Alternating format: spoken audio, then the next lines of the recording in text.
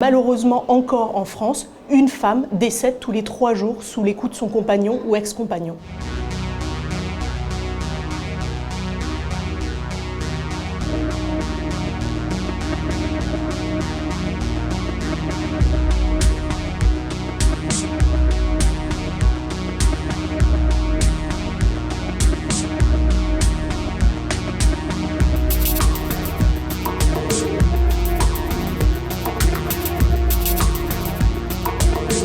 Il y a de toute façon à la fois une éducation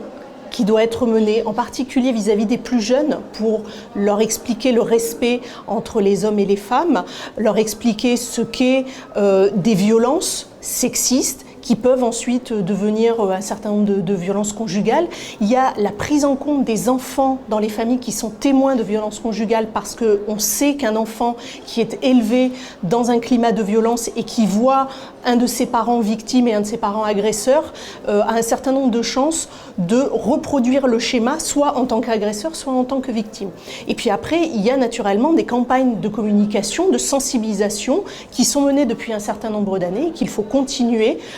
pour inciter les victimes à briser l'emprise des violences conjugales, pour que ces femmes victimes de violences comprennent que le problème ne vient pas d'elles et que la seule solution pour elles, c'est de partir.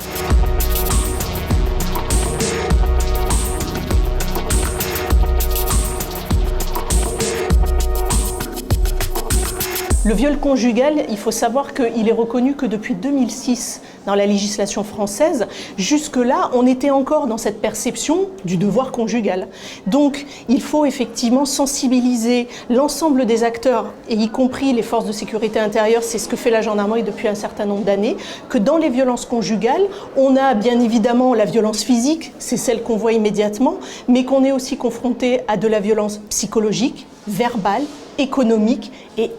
également sexuelle. Et ça, c'est extrêmement important de l'avoir en ligne de mire, parce que les victimes, quand vous leur parlez du viol conjugal, pour elles, ça n'existe pas.